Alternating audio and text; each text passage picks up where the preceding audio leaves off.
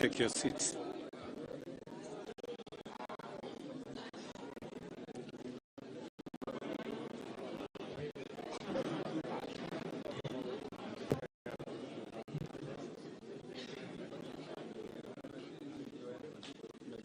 When I assumed office 20 months ago, our country was facing tremendous economic challenges. Escalating cost of essential household commodities, high fuel prices, rapid depreciation of the Kenya shilling, and spiraling public debt were threatening to ground our economy.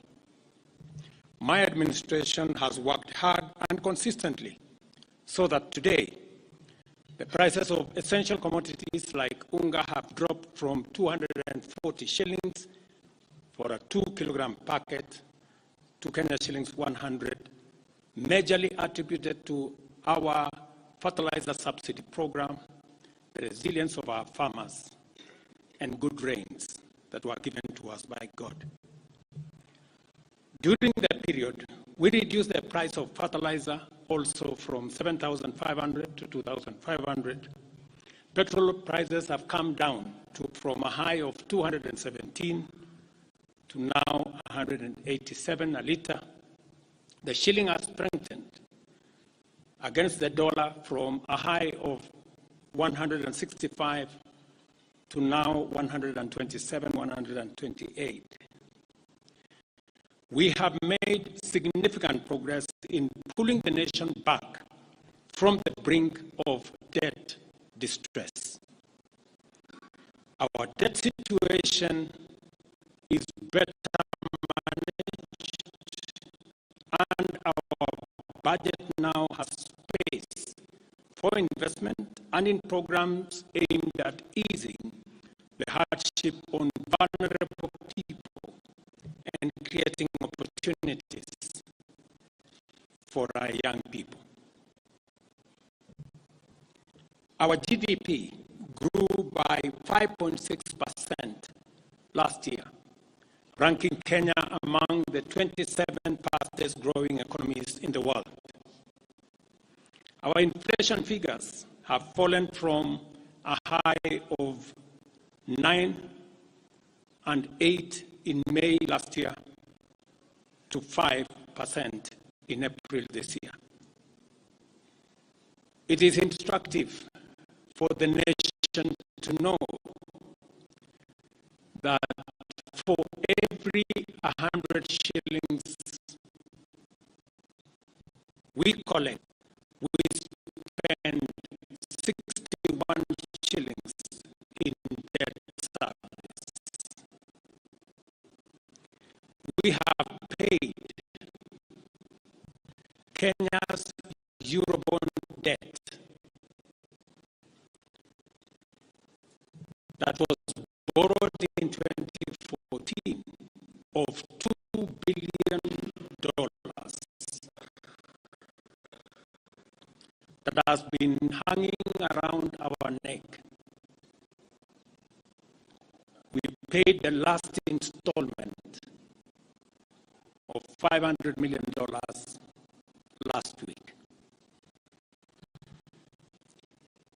Today, Kenya's debt burden is much less.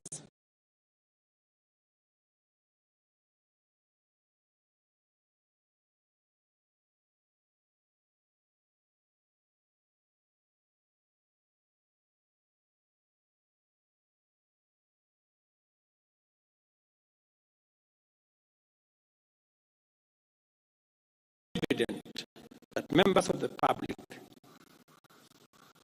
still insist on the need for us to make more concessions. And because I run a government, but I also lead people, and the people have spoken.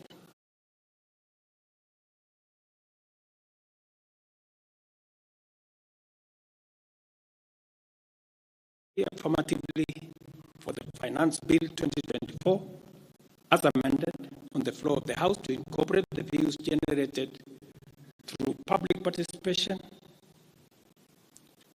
And following the passage of the bill, the country witnessed widespread expression of dissatisfaction with the bill as passed, regrettably resulting in the loss of life, destruction of property, and disintegration of constitutional institutions. On my own behalf, and on behalf of these members and many other Kenyans, I send my condolences to the families of those who lost their loved ones in this very unfortunate manner. Consequently, having reflected on the continuing conversation around the content of the Finance Bill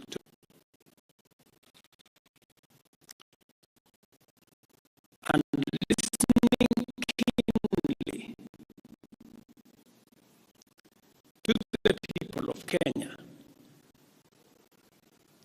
who have said loudly that they want nothing to do with this Finance Bill 2024, I concede, and therefore I will not sign the 2024 Finance Bill, and it shall subsequently be withdrawn, and I have agreed with these members that that becomes our collective position.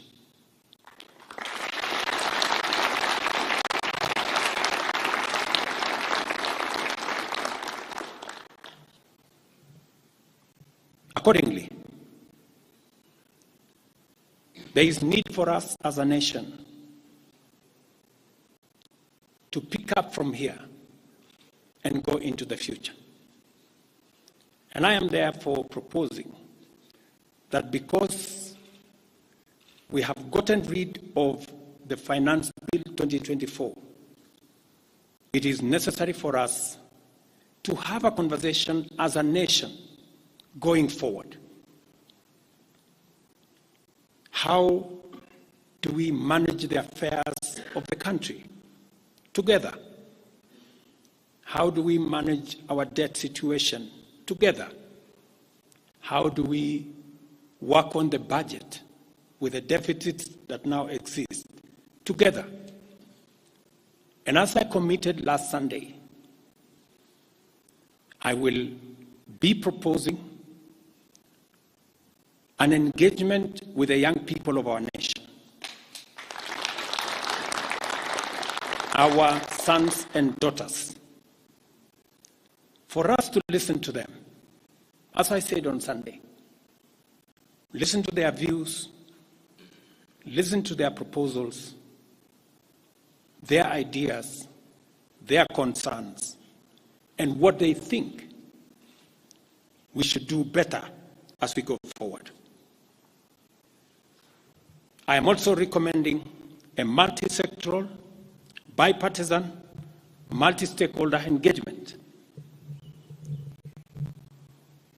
from civil society, religious organizations, professional bodies, for us as a nation to speak to the future of our country, again, together. And this will be on matters that are contained in the bill and matters that the people of Kenya have canvassed in the conversation that has been going on. In this regard as well, I am directing for immediate further austerity measures to reduce expenditure, starting with the Office of the President, the entire presidency, and extending to the entire executive arm of government. Operational expenditure in the presidency be reduced to remove allocations for the confidential fort, reduced travel, hospitality, purchase of motor vehicles, renovations, and other expenditures. This will cover the entire presidency and also the executive arm of government. I also propose that equally, Parliament, the judiciary, and county governments, working with the National Treasury, also undertake budget cuts and austerity to ensure that we do live within our means, respecting the very loud message that is coming from the people of Kenya.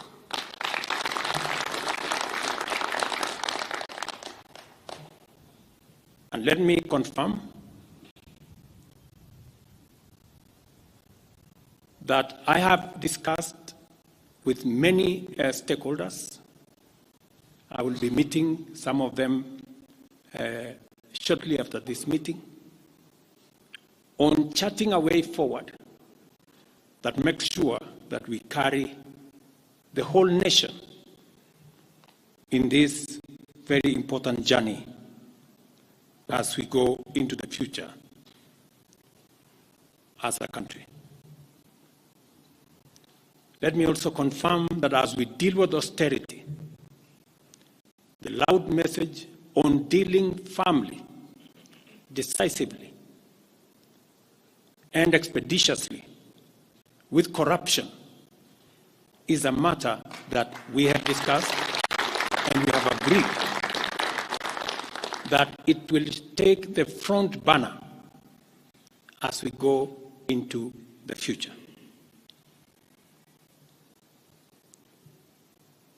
We will continue to do this and carry out this very important conversation. And I want to remind us that we should proceed within the foundational principles upon which our nation is founded, namely constitutionalism, adherence to the rule of law, and respect for constitutional institutions.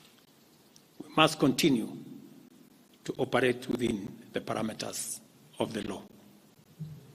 I thank you.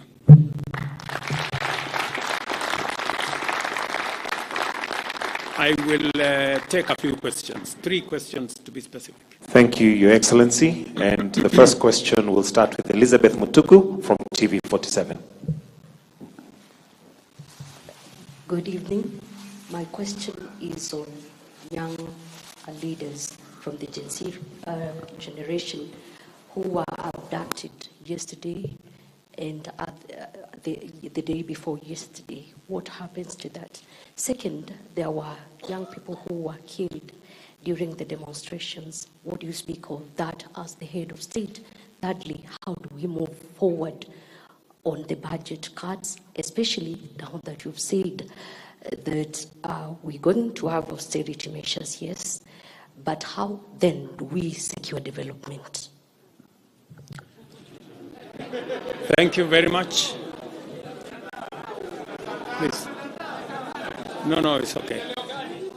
So I have said young people, 6 to be exact, 6 people yesterday lost their lives. Very unfortunately, they shouldn't have lost their lives. And I have said it is a very unfortunate situation. I wish that would not have happened. And there is a framework that will make sure that those 6 Kenyans who died yesterday will be accounted for. Number 2, I did promise the country that there will be no extrajudicial killings going forward.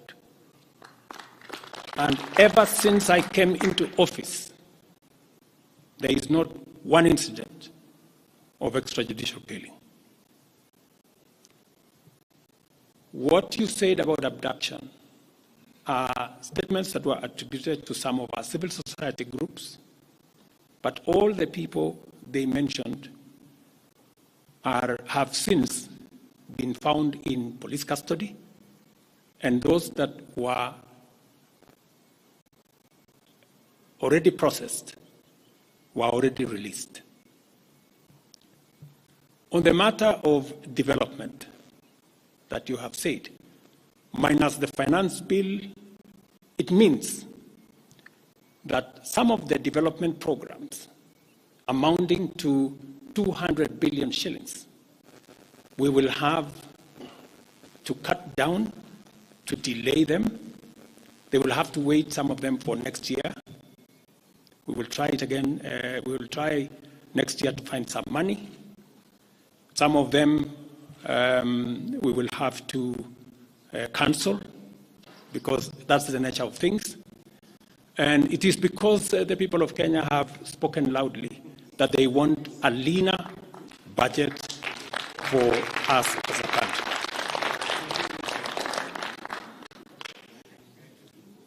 Question number 2. We'll take the next question from Busara, K24. Naam, swali langu la kwanza ni wazi kwamba matumaini ya vijana wa Gen Z na baadhi ya Wakenya kwa wabunge yamepungua kabisa ama hata yamepotea. Kwa hivyo kama rais, unachukua hatua gani kuhakikisha kwamba tunawahusisha vijana katika maamuzi muhimu, hasa katika masuala ambayo yanalenga taifa ama ujenzi wa taifa? Swali lingine, je, utahakikisha vipi uwazi katika mpango wako wa kupunguza matumizi serikalini? Maana yake umesema kwamba kuna austerity measures. Je, kutakuwa na transparency? Na swali la mwisho, ningependa kujua kama pengine kutakuwa na fidia kwa wale ambao walifariki, ama hususan kwa familia kwa wale ambao walifariki hapo jana, na je, serikali itasimamia malipo ya wale ambao hospitalini hivi sasa wanapokea matibabu kutokana na majeraha waliopata hapo jana? Asante. Thank you very much. About 214 Kenyans were involved in various skirmishes, and many of them went to hospital. 95 of them were treated and released. Some of them, I think one is still in ICU, and others, I think 14, the minister is here, are still in hospital. But majority of them were treated and released yesterday. As I have told you, on those who lost their lives, there will be a mechanism of how they will be accounted for. On the young people whom you have said, how do we listen to them? Let me say the following. Number one, I did make a very clear, determined program to create opportunities for young people to work. It was in our manifesto. It is in my plan. As I talk to you, 3 of the programs are going on. The housing program today has 160,000 young people working as engineers, as architects, as quantity surveyors, plumbers, masons, carpenters, artisans, transporters, accountants. We have 160,000 young people working, because I did take the decision that if we don't deal with millions of young people out of school, out of college, who have certificates and they don't have jobs, they will soon become a very big challenge for us as a country, as we are witnessing at the moment. All the young people you see, they are looking for opportunity. They are looking for jobs. And that is why our housing program, once it is fully rolled out, we will have a minimum of 500,000 young people working in our housing program. Number two, I have been very clear on making sure that additional to our housing program is our digital infrastructure, the digital superhighway, the digital hubs, and the whole ecosystem of what we are doing in creating digital jobs. I was in Ruto with Honorable Kingara, who's right there, not more than a month and a half ago, launching a hub that will hire 4,500 young people under KISII. In this budget, we had added 10 billion shillings to CDF for them to be able to construct ICT hubs in each ward in the Republic of Kenya. That would give opportunities for 200 to 300 young people in every ward to access internet, to be trained, to have a hub, and to monetize their digital skills. We will still find another way of implementing this plan, even if we have to cut back on CDF, if that is what is going to happen. Again, because we believe that young people deserve opportunity. As I talk to you, we've just concluded 3 bilateral agreements, one of them with Germany, on export of labor. Because we have negotiated with many countries who are interested in the high skills of Kenyan labor.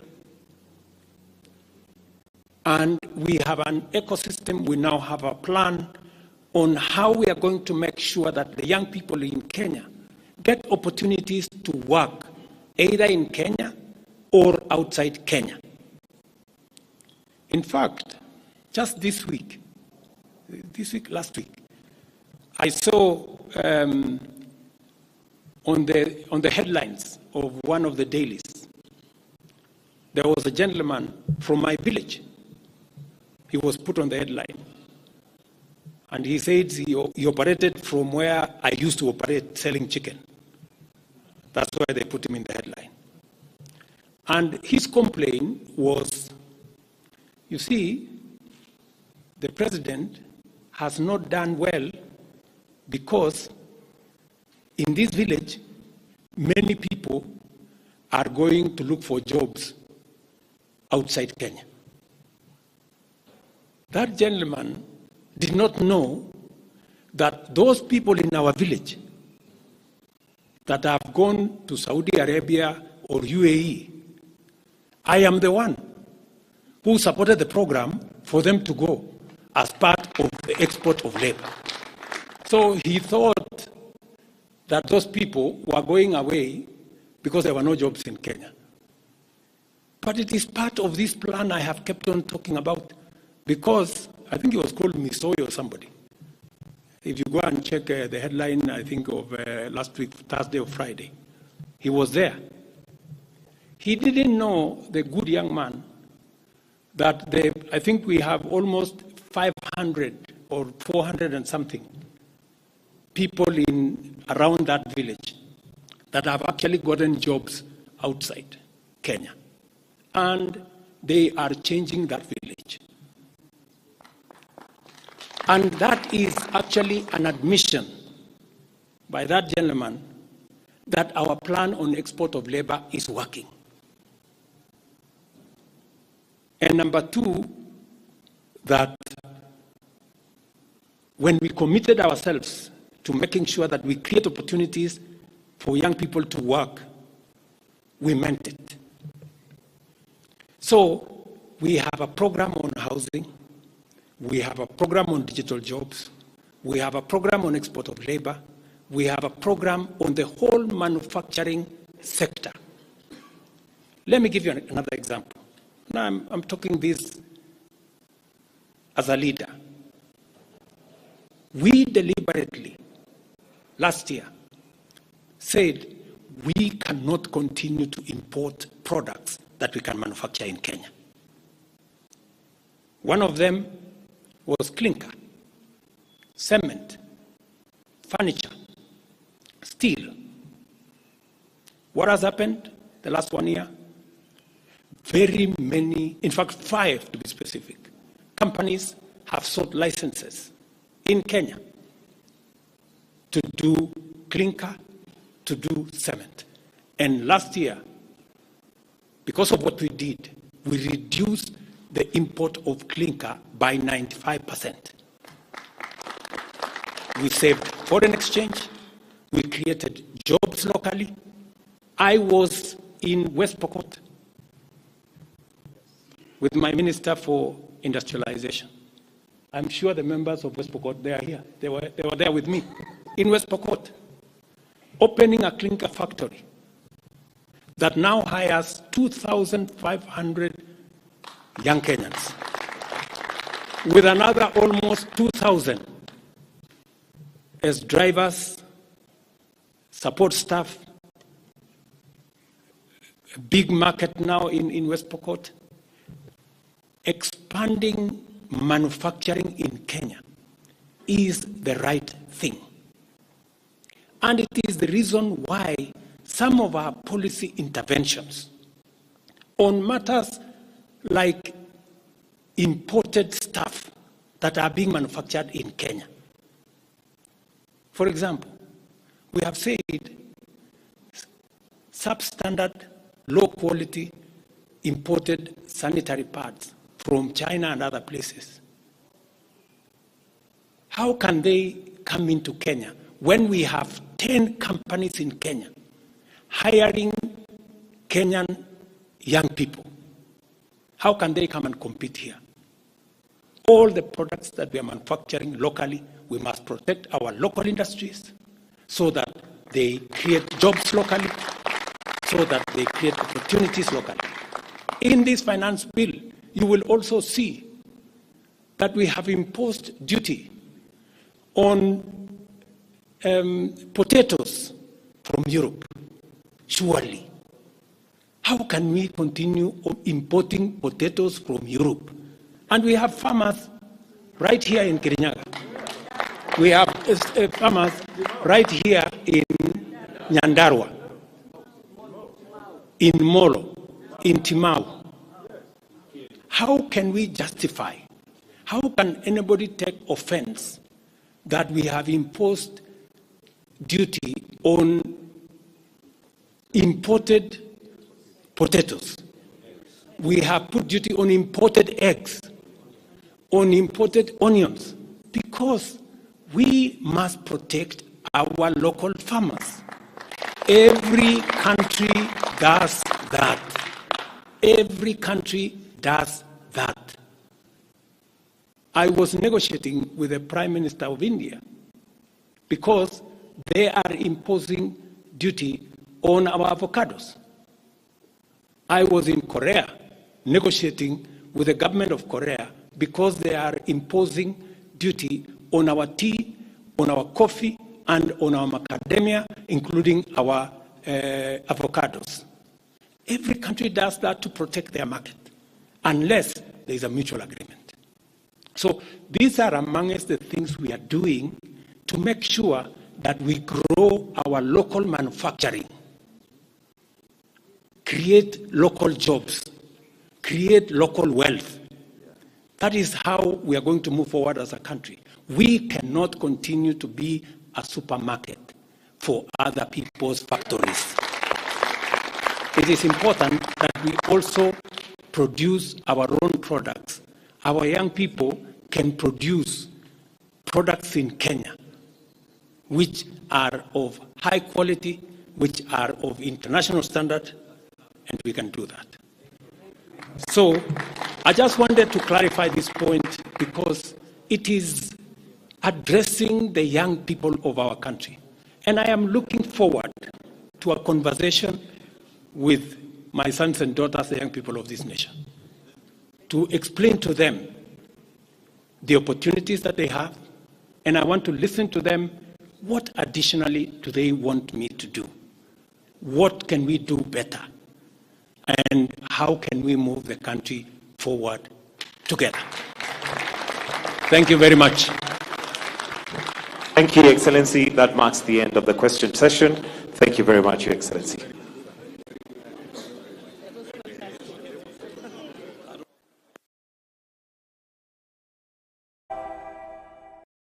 On a minute-by-minute cycle is the unveiling